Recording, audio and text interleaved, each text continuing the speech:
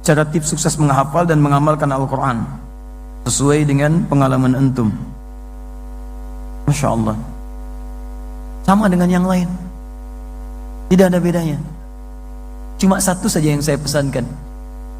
Saya punya dua kebiasaan yang sampai hari ini selalu saya jaga. Satu, saya bukan hanya ingin menghafal, tapi saya mencintai Al-Quran. Saya sudah menanamkan cinta terhadap Al-Quran, khususnya sejak ayah saya meninggal. Jadi begitu beliau meninggal dunia, hanya mewariskan mushaf. Saya bawa mushaf itu ke ruang tengah, lalu saya berdoa kepada Allah, ya Allah, beri kesempatan kepada saya untuk bisa berbakti kepada kedua orang tua saya, khususnya ayah saya.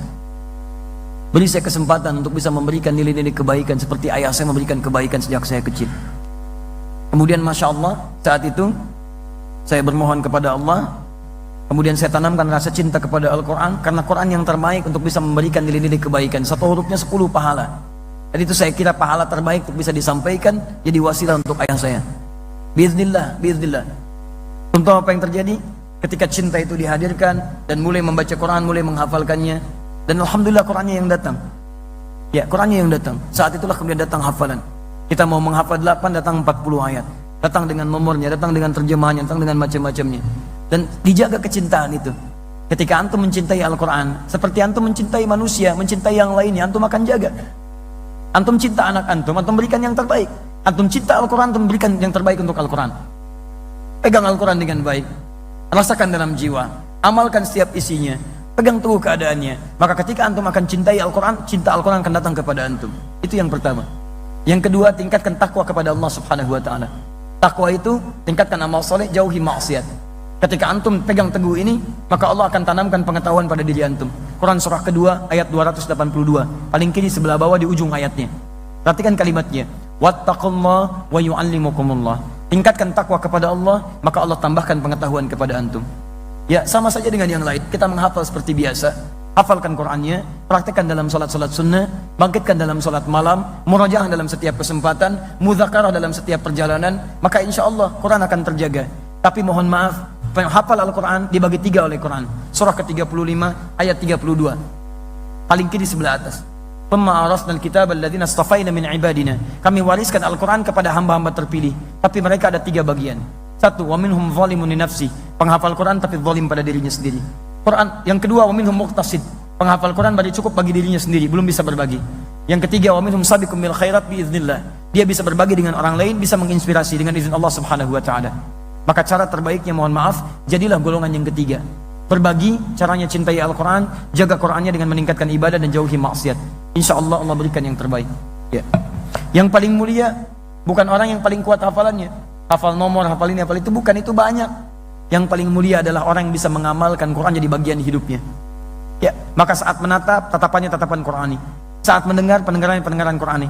Saat berjalan, perjalanannya adalah jalan Qurani. Maka jadilah dia Quran yang berjalan dalam kehidupan. Itu yang diharapkan. Dan itulah yang akan memberikan dan mendapatkan syafaat dari Quran dalam kehidupannya. Allah Ta'ala alam bissawab. Kebiasaan menghafal Al-Quran memang dari dulu berlangsung sejak dini, teman-teman sekalian. Dini dibiasakan. Di ayat-ayat ketika turun kepada Nabi SAW, para sahabat sudah menyiapkan anak-anaknya yang dini untuk mulai menghafal wahyu-wahyu yang turun kepada Nabi. Misal, Abbas punya anak bungsu namanya Abdullah. Abdullah kecil, itu bahkan sudah disimpan di majlis Nabi SAW. Umar punya anak namanya Abdullah, Abdullah bin Umar, sama. Kemudian Amr bin As punya anak namanya Abdullah, Abdullah bin Amr bin As, sama, disiapkan. Bahkan hebatnya, apa yang dilakukan oleh mereka, mungkin manhaj ini nanti bisa kita turunkan. Pertama, ketika anak antum diinginkan oleh antum, dicita-citakan hafal Al-Quran, maka yang pertama dilakukan, orang tua mesti kompak meniatkan. Siapkan. Bukan cuma salah satu, keduanya. Yuk kita ambil kisah Maryam alaihissalam. Quran surah ketiga Ali Imran ayat 35 sampai 37, paling kiri, ya, di pertengahan sampai ke bawah. Lihat baik-baik. Idz qalat imra'atu Imran rabbi inni nadhartu laka ma fi batni muharraran fataqabbal minni. Ketika istrinya Imran memohon kepada Allah, ya Rabb, saya berkeinginan, bernazar menjadikan anak yang dikandungnya dekat denganmu. Memang disiapkan, Anak ini disiapkan dekat dengan Allah. Jadi kalau antum misalnya, maaf ya, istri mulai mengandung, ingin antum ingin punya niat ini menjadi anak yang hafal Quran misalnya. Antum niatkan dari awal, kompak suami istri. Kompak. Jaga betul kandungan itu, rawat dengan baik, berikan rezeki yang halal dan sebagainya. Bacakan Quran dalam kandungan dan sebagainya. Kemudian apa yang terjadi? Setelah doa itu kemudian dipanjatkan, doa itu disandingkan dengan ikhtiar yang sesuai dengan doanya. Teruskan ayatnya, ayat 36. Falamma wada'atsa qalat rabbi inni wada'tuha untha wallahu a'lamu bima wada'at wa laysa dzakaru kal untha. 1. Wa inni sammaituha Maryam. 2. Lihat kalimatnya, wa inni u'idzuha bika wa dzurriyyataha minasyaitonir rajim. Begitu dilahirkan, terima yang dilahirkan. Kadang berharap laki-laki jadi perempuan, kadang berharap perempuan jadi laki-laki. Kata Allah, yang kami anugerahkan itu yang terbaik, memberikan kemaslahatan untuk keluarga antum. Ini di antara hikmah. Nanti kami ada kajian fikih keluarga. Di antara rahasia anak-anak itu ketika dititipkan oleh Allah, itu untuk menyempurnakan sifat-sifat orang tuanya. Antum berharap laki-laki, muncul perempuan, karena dengan anak perempuan itu kekurangan di orang tua bisa ditutupi. Berharap perempuan, datang laki-laki, karena dengan anak laki-laki yang sifatnya begini, kemuliaan orang tua itu bisa dikeluarkan. Ingin yang pendiam, jadi yang aktif. Dengan aktif ini kemampuan kita dilatih untuk menyesuaikan dengan anak-anak yang selanjutnya. Maka terima, itu yang terbaik untuk kita semua. Beri nama yang baik. Misal antum ingin anaknya di penghafal Quran, maka beri nama yang sesuai dengan harapan antum. Misal anak saya ingin jadi penghafal Quran, antum beri nama Muhammad Hamilul Quran, Muhammad sang pembawa Al-Quran. Misal Abdurrahman Hafidul Quran, Abdurrahman hamba Allah yang nanti bisa menjaga Al-Quran. Dari nama sudah sesuai dengan harapannya. Makanya ketika Hannah istrinya Imran mengandung anak, ingin didekatkan dengan Allah, diberi nama dengan Maryam. Wa inni sammaituha Maryam. Saya beri nama dengan nama Maryam karena Maryam dalam bahasa lokal itu senafas satu frekuensi dengan doanya, yang dekat dengan Rabbnya, yang menjaga diri dari perbuatan yang tidak disukai oleh Rabbnya. Kemudian lindungi dari setan. Wa inni u'idzuha bika wa dzurriyyataha minasyaitonir rajim. Begitu bayi lahir, maaf, sudah punya musuh utama namanya setan. Maka mohonkan kepada Allah supaya dalam mencapai cita-citanya itu tidak diganggu oleh setan.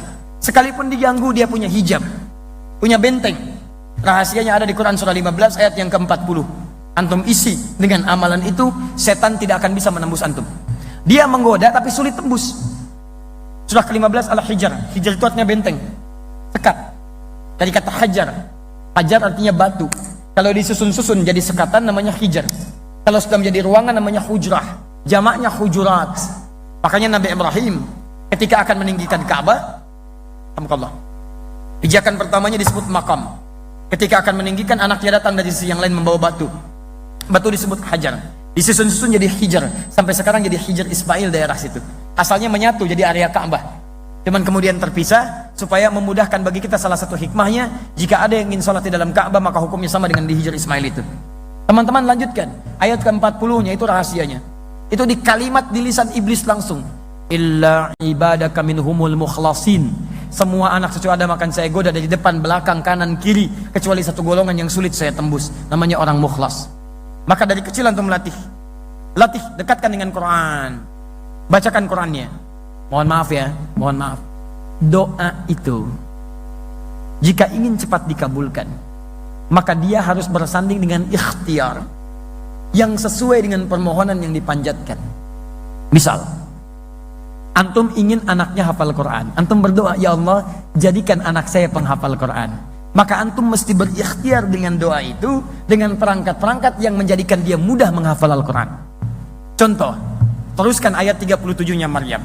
Setelah berdoa tadi, maka orang tuanya Imran dengan Hannah mencari guru yang bisa mendidik Maryam supaya dekat dengan Allah. Namanya Zakaria. Bukan cuma orang pintar, tapi orang soleh. Setelah itu dibuatkan tempat yang mendekatkan dengan Allah, namanya mihrab. Maka ketika ikhtiar itu disusun, doa dipanjatkan, diterima oleh Allah Subhanahu wa taala. Ayat 37-nya, rahmatullah. Fataqabbalaha rabbuha biqabulin hasanin wa ambataha nabatan hasana. Doa dipanjatkan, ikhtiar disandingkan, diterima oleh Allah. Jadi kalau doa antum ingin diterima, antum sandingkan dengan ikhtiar. Di kelemahan orang tua sekarang, Dia berdoa, tapi ikhtiarnya tidak sesuai dengan doanya. Ya nggak nyambung. Ya Allah, jadikan anak saya penghafal Quran. Maaf, tapi disekolahkan di tempat yang tidak mengajarkan Quran. Nggak nyambung. Jadikan anak saya penghafal Quran, di rumah tidak pernah ada waktu untuk menghafal Quran. Nggak nyambung. Nggak ada guru yang mengajarkan. Nggak nyambung. Ya Allah, jadikan anak saya rajin sholat, ditempatkan di sekolah yang tidak pernah mengajarkan sholat. Nggak nyambung. Maryam dibikinkan mihrab. Maryam dicari guru yang mendekatkan dengan Allah, namanya Zakaria. Nyambung, maka diterima oleh Allah. Fataqabbalaha rabbuha. Diterima oleh Rabbnya. Namanya bukan Allah yang disebutkan di situ. Padahal bisa Allah menyampaikan fataqabbalallah. Tapi yang paling menarik fataqabbalaha rabbuha. Rabb pakai haknya ke Maryam. Rabb menggunakan sifat rububiyah yang merawat, memperhatikan, memberikan kecukupan, memberikan kebutuhan. Makanya ketika semua dirawat oleh Allah, tidak usah khawatir dengan makhluk. Diberikan rizkinya oleh Allah. Wa kaffalaha Zakaria. Dirawat oleh Zakaria. Kullama dakhala alayya Zakaria al-mihrab. Setiap Nabi Zakaria masuk ke mihrab, ingin bawa makanan, ingin bawa pakaian. Karena yang rawat langsung Allah, Zakaria cuma ikhtiar alaihi salam, maka semua Allah yang tentukan. Wajada indaha rizqa. Sudah ada di dalamnya rizki. Musim anggur, ada anggur. Musim jeruk, ada jeruk. Yang hebat, bukan musim anggur, ada anggur. Bingung. Ya Maryamu anna laki hadha. Maryam, dari mana semua ini? Saya kan belum antarkan, kenapa sudah ada di sini? Kata Maryam, qalat huwa min indillah. Semua dari Allah. Innallaha yarzuqu may yasha bighairi hisab. Allah akan memberikan kemudian rizki tanpa batasan. Teman-teman, antum ingin anaknya jadi ahli Quran, kemudian bertanya bagaimana caranya? Pertama, orang tua kompak. Niatkan. Kalau sudah berniat, isikan dengan doa. Doa terus. Doa sudah disandingkan, mulai ikhtiar. Ikhtiar pertama, cari rizki yang paling halal. Ikhtiar yang kedua, orang tuanya pun belajar Quran, membiasakan. Karena kalau orang tuanya sudah membiasakan di rumah, anak akan meniru. Karena anak sifatnya meniru orang tuanya. Orang tua memberikan, anak akan menerima. Orang tua bacakan, anak mendengar. Kalau antum cuma berharap tidak pernah merubah diri, mustahil. Innallaha la yughayyiru ma biqaumin hatta yughayyiru ma bi anfusihim. Rubah dulu. Setelah itu cari guru yang baik. Talakikan ke situ. Beli mushaf yang baik, satu mushaf. Setelah itu Masya Allah, ikhtiarkan dengan ikhtiar yang terbaik. Apa diantaranya? Susun jadwal. Carikan kelas yang baik. Sampaikan guru yang baik. Dan antum terus bermohon kepada Allah dengan ikhtiar antum. Perhatikan Mu'adz, bapaknya gak hafal Quran. Anaknya belum hafal Quran, tidak bisa melihat. Ketika anaknya mengatakan, saya ingin hafal Quran. Ya abati uridul Quran. Apa yang terjadi? Motornya dimodifikasi. Bermohon kepada Allah dalam tangisannya. Dan digendong anaknya. Dinaikkan ke motornya. Dashboardnya dimodifikasi. Supaya ada hafalan di situ. Datang jauh-jauh 20 km.